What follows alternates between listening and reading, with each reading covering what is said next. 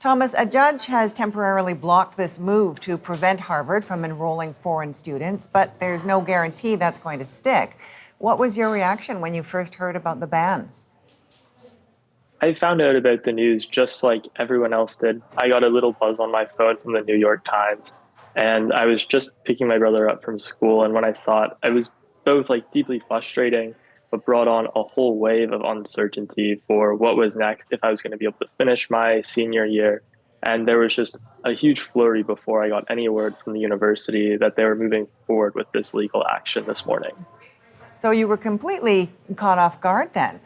For you and other international students, how does this uncertainty affect your plans for next year? Do you have a plan B?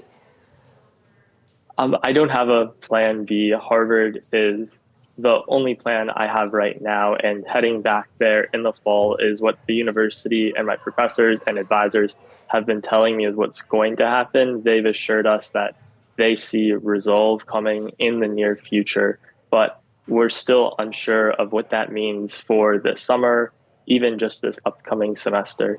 So I have friends that are set to return to campus for research in a week or start their internships at the beginning of June. And it's very unclear if they're going to be able to even begin or if they're going to be allowed back into the country.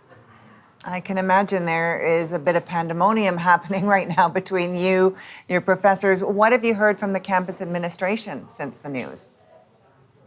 Well, throughout last semester, they were walking us through the possibility of this happening and the Department of Homeland Security revoking our visas. But it was something I never thought was going to be possible. And especially being a Canadian, you don't feel as like you're an international student in the United States as other people.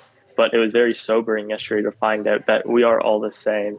And they've been walking us through the next steps. But really, there's nothing we can do on our end. So I do feel stranded in a way and sort of helpless, just waiting for the Trump administration, the courts, and the university to find a path forward for the fall, hopefully. So you said there was some talk about this possibly happening, but as a Canadian studying in the U.S., are you surprised by this turn of events? What are your impressions of how this is playing out?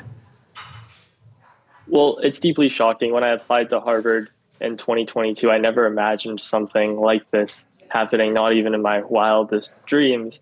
But given the Trump administration continuing to attempt to undermine institutions across the United States and higher education and Harvard being next, it's quite difficult. But I'm proud of my university for stepping up in this fight. Alan Garber and the university are really standing up for higher education and defending research and academia as a whole. And it's difficult for me personally and my friends to be caught in the crossfire of this battle, but I'm hopeful that we'll be able to head back to campus.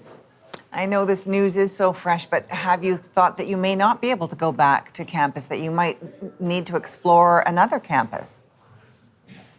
My friends and I haven't gotten there yet, and the university is telling us that making those plans is not necessary. But if that were to happen, it would be deeply frustrating. I have research projects that are ongoing.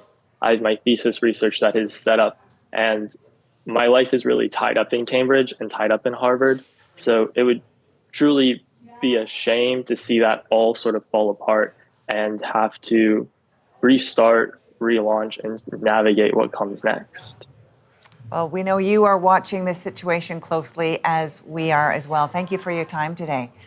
Thomas Mete is a Canadian student currently enrolled in economics at Harvard University.